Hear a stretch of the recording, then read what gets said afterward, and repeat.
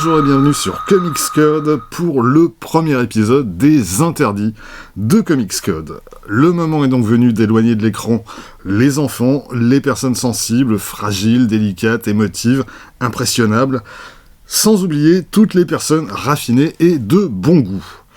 C'est bon, alors c'est parti.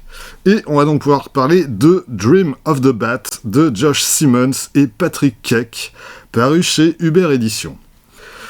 Il y a 3 semaines, j'avais parlé de ça dans Une semaine en comics, Groovy Death Trip, signé du seul Josh Simmons. Et il y a vraiment des horreurs là-dedans, mais vraiment. Et si vous me demandez gentiment, j'en ferai une vidéo où on verra ça plus en détail, mais pas aujourd'hui.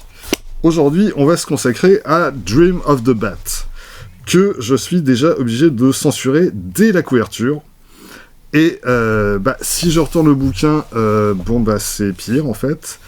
Parce que là, sous le sceau du Comics Code Authority, c'est pas une chauve-souris stylisée qu'on voit. Non.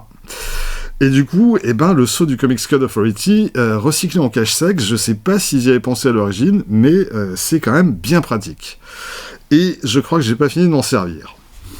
Si vous connaissez pas Josh Simmons et Patrick Keck, rassurez-vous, vous n'êtes pas seul.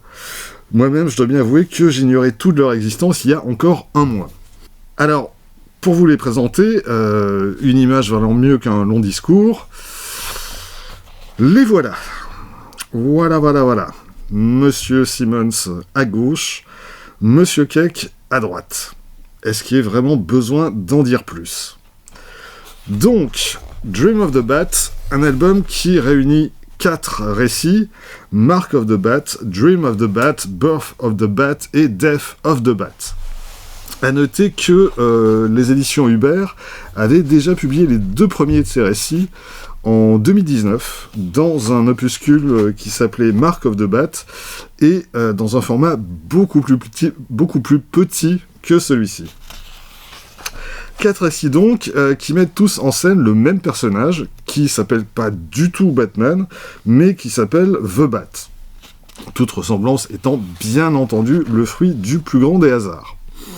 D'ailleurs, on peut pas dire non plus que l'action se situe à Gotham City, ça se passe juste dans une ville dont le nom commence par un G, comme c'est précisé ici. Ça, c'est peut-être Grenoble City, c'est peut-être Gennevilliers City, je ne sais pas. Et dans cette ville, on a un Bat, qui est au bout de sa vie. Il n'y a pas de manoir, pas de Batcave, juste une remise sur le toit d'un immeuble et un seau pour ses ablutions matinales. Ça va pas fort. Bon, alors, il n'a pas renoncé à lutter contre le crime, mais c'est juste que, là, il cherche en fait une nouvelle méthode. Parce que le problème avec les criminels, c'est que tant qu'ils n'ont pas commis un crime, on peut pas savoir que c'est des criminels. Donc, il faudrait trouver un truc. Genre une marque, la marque du Bat. Et bon, à partir de là, au final, le Bat, il va s'en prendre un pauvre SDF qui roupillait dans une allée. Donc, si vous pensiez que Batman avait quelques petits problèmes psychologiques, liés notamment à la mort brutale de ses parents, je vous présente sa version totalement niquée de la tête, qui pourrait faire passer le Joker pour un type assez raisonnable quand on voit comment Bat torture le SDF, et comment, en plus, ça l'éclate, mais totalement. Tout ça est parfait pour nous mettre en appétit, et en plus, graphiquement, j'aime quand même beaucoup cette vision de Garges-les-Gonesse City, sous un amoncellement de nuages d'orage. Ça donne quand même sa petite ambiance au récit. Et la suite est pas franchement plus gaie, vu que Twilight of the Bat se déroule dans un monde post-apocalyptique. Et que, visiblement, il reste plus que 2 survivants. Bat, évidemment, et un autre individu qui n'est bien évidemment pas le Joker, mais le farceur. Rien à voir.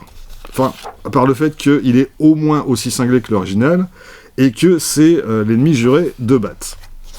Et donc, ils se retrouvent tous les deux seuls au milieu des décombres et des cadavres, Et puis, Bat va avoir un début de sursaut d'espoir en découvrant un matin que quelqu'un est venu déposer des cupcakes devant l'abri où il dormait. Bon, alors ça peut pas être le farceur, vu qu'il était menotté toute la nuit. En plus, les inconnus ont laissé des traces de pas dans la neige, donc ça veut dire qu'il y a d'autres survivants. Des gens craintifs, mais visiblement bienveillants. Et donc, Bat et le farceur vont partir à leur recherche, tout en discutant et en s'avouant des choses qu'ils n'avaient jamais osé s'avouer jusque-là.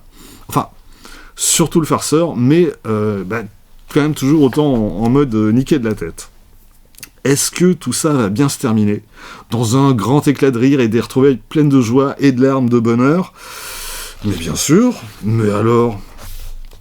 On va plutôt passer au récit suivant, Birth of the Bat, qui, lui, s'intéresse aux origines du personnage, et qui s'intéresse, plus ou moins, aux origines du personnage. Là, concrètement, on va assister à la transformation physique du personnage, de manière très radicale. Parce que bon, on l'a vu depuis le début, Simmons et Cage, c'est pas vraiment des adeptes de la demi-mesure. Et du coup, quand ça commence, le Bat, il est quand même en train de se tatouer son symbole sur le torse. Parce que bon, c'est quand même vachement plus classe que juste un bête symbole sur un uniforme. Là, oui, effectivement, ça en jette. Et pour la suite de ces transformations physiques, disons que c'est pas pour rien non plus si le personnage s'appelle juste The Bat et pas Batman. Ça va donner une des images les plus what the fuck de ce bouquin. C'est dire si là on va quand même taper très fort et non, je vous la montrerai pas, juste par pur sadisme, il n'y a pas de raison. Mais avant ça, encore une fois, on suit notre Batounet dans son quotidien, avec son majordome, qui évidemment s'appelle pas du tout Alfred, puisqu'il s'appelle Albert. Vraiment, ça n'a rien à voir. On le voit errer dans les ruines de son manoir. On le voit qui se paluche en pensant à l'entrejambe de Cat Lady. On le voit qui sombre dans la paranoïa la plus totale. Et puis, on va enfin le voir affronter un de ses ennemis jurés. Et l'ennemi en question, c'est pas le pingouin, c'est le manchot. Et là, quand même, je résiste pas au plaisir de vous montrer une double planche. Parce que là, on est quand même au-delà de tout. Voilà. Et encore merci au Comics Code Authority de vous épargner la vue de l'énorme bazar du Bat. Et on va terminer avec le dernier récit, Death of the Bat. Le plus long d'ailleurs, il est à peu près 2 fois plus long que les précédents. Et on revient dans un univers post-apocalyptique où cette fois, il reste encore quelques survivants, mais pas franchement des gens fréquentables pour autant. Plutôt du genre cannibale. Et bon, je vous la fais courte, mais spoiler alert, le Bat va mourir. Et il va mourir horriblement. Et longuement. Et, comme par magie, il va retrouver son ancien sidekick, Robinet. Et ensemble, ils vont se lancer dans un voyage mystico-cosmique, tout en s'interrogeant sur le sens de la vie et en se demandant si le Bat, il n'aurait pas passé toute sa vie à faire de la merde. Non, en fait, il s'interroge même pas là-dessus, c'est comme ça, c'est tout. Visuellement, ça donne les pages les plus barrées du bouquin, qui pourtant en manquent quand même pas, et on les accompagne dans un voyage à travers la galaxie et au milieu de tout un tas de figures divines. Et ça va surtout donner une double page absolument folle, que je vous laisse découvrir. Mais, alors franchement, les gens de chez DC, Jim Lee, si tu me regardes, pour votre prochaine Crisis, si vous faites pas appel à Jeff Simmons et à Patrick Cage pour s'en occuper, moi je viens, je vous gifle. Et après ça, tout ça va se terminer par une séquence digne de 2001, l'Odyssée de l'espace, et je déconne même pas. Et voilà pour les 4 récits de The Bat. Mais le bouquin s'arrête évidemment pas là. On a ensuite droit à une copieuse Bat galerie avec quelques crayonnés très sommaires, les couvertures originales. On a une petite histoire en bonus. Et puis, on a un paquet d'illustrations par Josh Simmons et Patrick Keck, mais aussi quelques invités largement aussi barrés qu'eux. Et tout ça va partir dans les dernières pages sur les pratiques sexuelles de Bat et de ses camarades de jeu, y compris, on va avoir droit à un moment d'intimité en 2 pages entre Bat et Cat Lady. Là, c'est carrément immontrable dans son ensemble. Et puis, on a Bat qui fait l'hélicobite.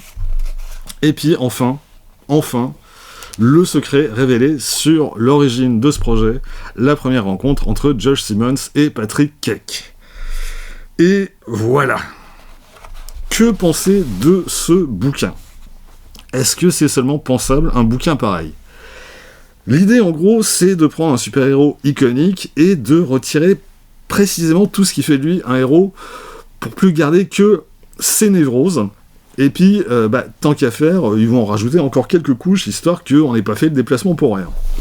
Ça donne un truc outrancièrement outrancier, avec un Bat qui cède à toutes ses pulsions les moins avouables, et qui laisse libre cours à sa folie furieuse. Et côté dessin, là aussi, l'idée, c'est d'aller à l'encontre de tous les codes du genre super-héroïque, et de donner aux planches et aux personnages l'aspect le plus craspec possible. Et de ce point de vue, il me semble qu'on peut difficilement aller plus loin. C'est blasphématoire, c'est iconoclaste, ça désacralise un mythe moderne de la manière la plus outrageuse possible. Et puis quand même, dans la dernière partie, Simmons et Keck, ils arrivent mine de rien à prendre de la hauteur et à s'interroger sur la condition humaine et à se demander à quoi ça rime tout ce bordel. Bref, Dream of the Bat, c'est clairement pas un ouvrage à mettre entre toutes les mains. J'en connais qui n'ont pas supporté. Mais bon, si on aime le mauvais goût, si on aime les iconoclastes, si on aime les dingues, et même si on aime Batman, mais si, Dream of the Bat est fait pour vous.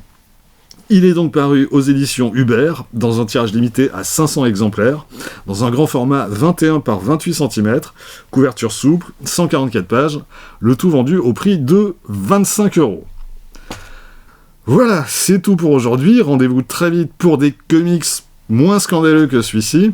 D'ici là, vous pouvez vous abonner à cette chaîne, laisser un commentaire, partager cette vidéo sur les réseaux sociaux. Vous pouvez aussi retrouver les lectures de Quack Kent et de Bad Quack sur Instagram et avoir ainsi un aperçu du thème des prochaines vidéos.